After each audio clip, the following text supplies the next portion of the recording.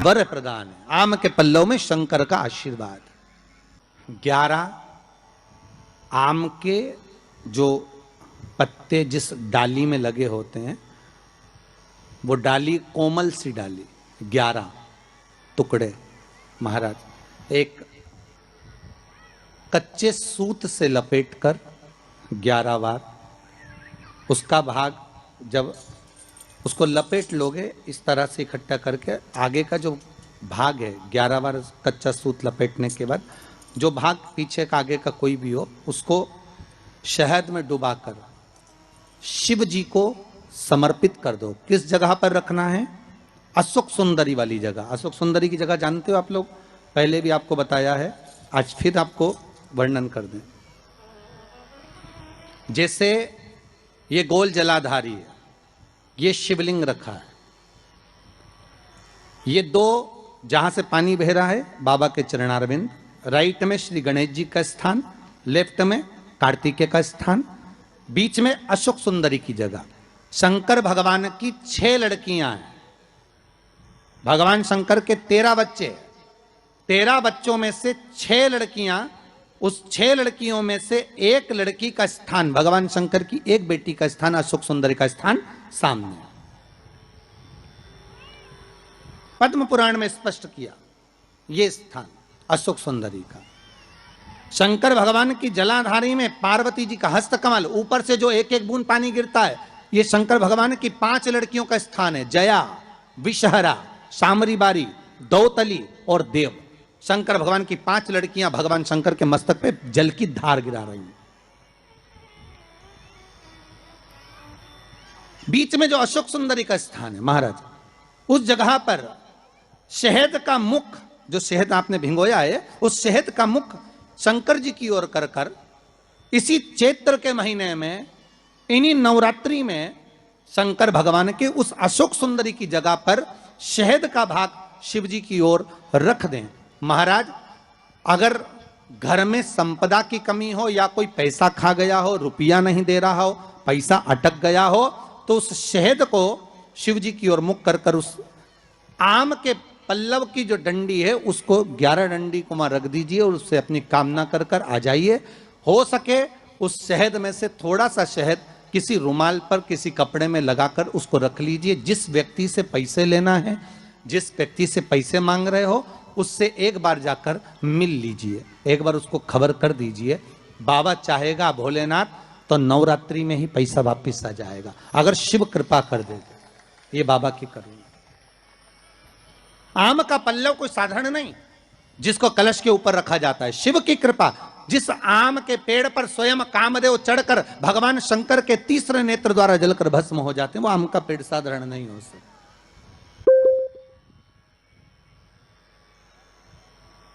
सहज नहीं है।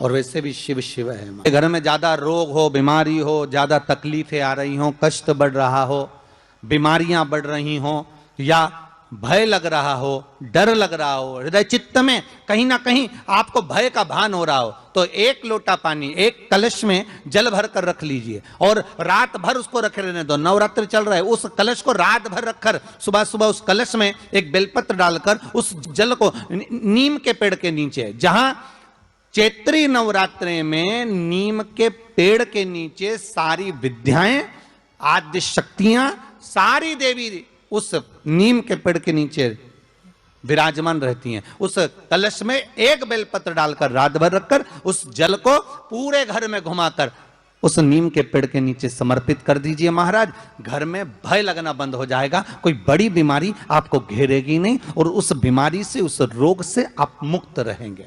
उस बीमारी से, उस रोग से आप मुक्त पाएंगे। वो बीमारी आपको घेर नहीं। विश्वनाथ को कुछ नहीं चाहिए, मेरे शंकर को चाहिए क्या?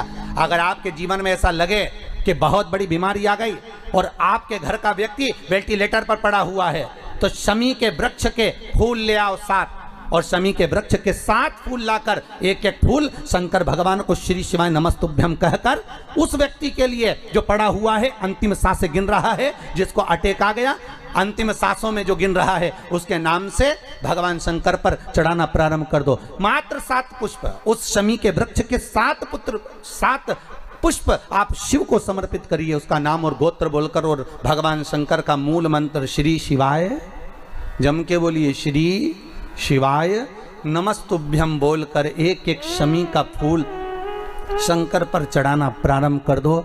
फिर आगे वो विश्वनाथ की मर्जी है, वो प्राण कैसे लेकर वापस आता है, उस काल से छुड़ाकर महाकाल कैसे लाता है, ये वो जाने। आपका फर्ज केवल आप अदा करिए। जब अंत में डॉक्टर भी हार जाते हैं, जब अंत में डॉक्टर भी कह देते हैं कि अब हमारे बस का नहीं है, अब तो उस परमात्मा के हाथ में, मतलब डॉक्टर को भी मालूम है कि एक और डॉक्टर बैठा हुआ है, एक डॉक्टर और है, वो बस वो थोड़ा सा दूर तो रहता है पर करीब भी बहुत है। कई लोग कहते हैं गुरुजी वो कैलाश पर रहता है बहुत, तो उनको बुलाएंगे तो आएंगे। हमने कहा कैलाश पर तो रहता ही नहीं है, जहाँ भक्त है वहाँ भगवान, वो दूर तो रहता ही नहीं। आप तो बस केवल उसको बुलाने का प्रयास करिए, आप दिल से बस उसको हाजिर, वो दिल से बुलाओ तो उसको। इसलिए देवी भागवत में लिखा है कि नवरात्रि में एक दिन, जैसे प्रतिपदा है, पहला दिन है तो एक कन्या का पूजन करो, द्वितीया है तो 2 कन्या का पूजन करो, तृतीया है तो 3 कन्या का पूजन करो, चतुर्थी है तो 4 कन्या का पूजन करो, पंचमी है 5 कन्या का पूजन करो, छठ है 6 कन्या का पूजन करो, सप्तमी है 7 कन्या का पूजन करो, अष्टमी है 8 कन्या का पूजन करो, नवमी है, जम के बोलो, 9 कन्याओं का पूजन करो। और अगर इस तरह से आप पूजन नहीं कर सकते नवरात्रि में, तो 9 कन्याओं का पूजन एक साथ, या तो अष्टमी के दिन या नवमी के दिन कर दो, या मध्य में, बीच में भी आप कर सकते हो एक साथ। पर अगर आपकी कोई कामना है, आपकी कोई इच्छा है, मालूम पड़े, जैसे कई लोग कहते हैं कि हमारी इच्छा है, हमारी वो मकान नहीं बिक रहा, या हमारी वो जमीन नहीं खरीदी जा रही, या हमारी कोई कंपनी नहीं डल रही, या हमारे काम में ये अड़चन आ रही है, तो नवरात्रि में, 4 नवरात्रि में से किसी भी नवरात्रि में आप नियम बना लो कि एक कलश की स्थापना कर कर एक दिन में एक कन्या का पूजन कर कर उसको भोजन कराना, लाल वस्त्र देना, लाल चुनरी देना, दूसरे दिन में 2 कन्याओं का पूजन कर कर लाल वस्त्र ओढ़ाना, लाल चुनरी देना, तीसरे दिन में 3, चौथे दिन में 4, 5वें दिन में 5, ऐसे 7-9 दिन तक एक एक कन्याओं के क्रम को बढ़ाते बढ़ाते बढ़ाते बढ़ाते आप उस पूजन का विधान प्रबल कर सकते। क्या मैं नवरात्रि में अगर मान लो कोई साधना करना हो तो कौन सी साधना करना चाहिए? हम किसकी आराधना करें? हम 9 दिन तक किसकी साधना करें? तो अगर बन सके तो देवी भागवत में सबसे सुंदर साधना यही है कि हम एक दिन में एक कन्या के चरण धोकर पूजन कर कर उस कन्या को भोजन कराकर उसका स्मरण करें। हाँ, ये जरूर है, अभी कोरोना महामारी चल रही है तो इस नवरात्रि में भले ना करें, पर आगे की नवरात्रि में जब नवरात्रि अच्छे रहें, कोरोना से मुक्त रहें, तब आप किसी कन्या को एक दिन में 1, 2 दिन में 2, 3 दिन में 3, 4 दिन में 4, 5 दिन में 5, ऐसे नवरात्रि 4 बार जो नवरात्रि आती, किसी भी नवरात्रि में आप स्मरण कर उसका फल मिलेगा।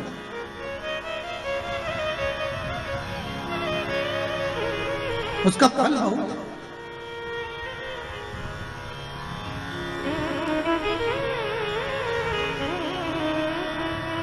जैसे बेलपत्री का किया गया दान छिन्न नहीं माना गया। किस चीज का दान? जम के बोलिए जरा। बेलपत्री।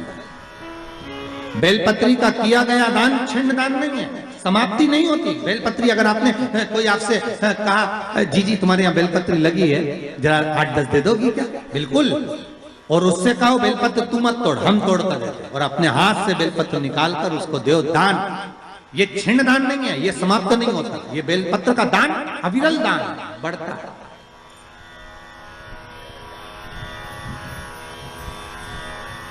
सुख का भान करता,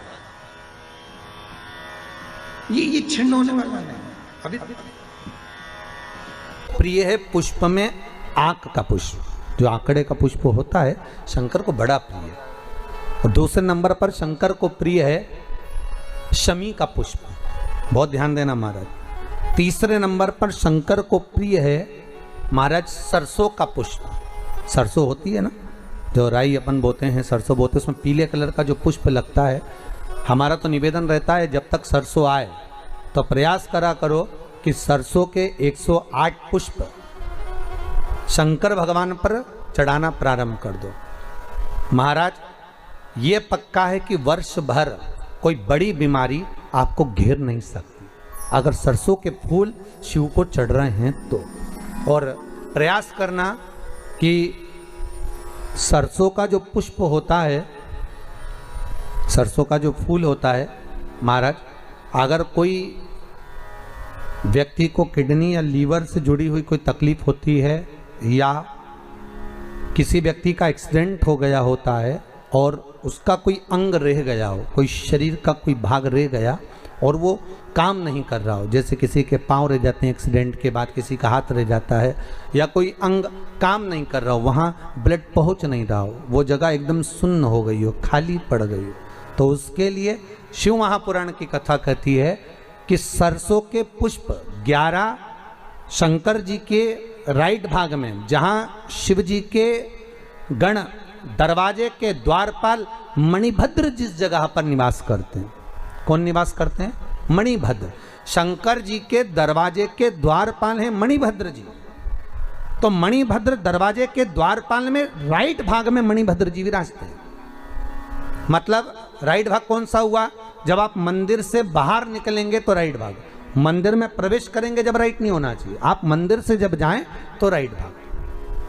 मतलब आप मंदिर से राइट से जाएंगे तो शंकर जी का भी राइट हो जाएगा, क्योंकि शिव जी ऐसे बैठे हैं तो शंकर जी का भी राइट हो गया, देवता उनका भी राइट हो गया, तो राइट भाग सीधा हाथ मणिभद्र जी का स्थान। 11 सरसों के पुष्प मणिभद्र के उस द्वार पर आप रख दीजिए और मणिभद्र के द्वार पर रखकर अंदर जाकर 108 वापिस जब आप बाहर निकल रहे हैं, ये पुष्प आप रखने के बाद एक बार बाहर जाएंगे, फिर वापिस आएंगे मणिभद्र के रखने के बाद, और अंदर जाकर 108 सरसों के पुष्प शंकर को समर्पित करेंगे महाराज। उस सरसों के पुष्प जो शिव जी को आप समर्पित कर रहे हैं उसको वापस लेकर आएंगे, श्री शिवाय नमस्तुभ्यम बोलकर उस सरसों के पुष्प को महाराज सरसों के तेल की बोतल में उसको डाल लीजिए। शंकर भगवान को किसी भी प्रदोष में, शाम के समय प्रदोष काल में उस तेल को वापस ले जाकर चढ़ा दीजिए शिव जी को, उसको वापस लेकर आ जाइए। उस तेल का प्रयोग आप नाभि में डालिए और जो शरीर काम नहीं कर रहा उस स्थान पर कम से कम 15 दिन 20 दिन तक उसकी मालिश करना प्रारंभ करिए। बाबा चाहेगा तो चलाने का प्रयास कर देगा और वो अंग, वो शरीर काम करने लगेगा। मणिभद्र का स्मरण, श्री शिवाय नमस्तुभ्यम, सब बोलिए एक बार जमकर, श्री, अरे पहले बोल दिया, हमारे साथ तो बोलो, श्री शिवाय नमस्तुभ्यम। भगवान शिव के मंत्र का स्मरण कर कर करते सरसों का जो पुष्प है उसमें आनंद की अनुभूति है, आनंद के लिए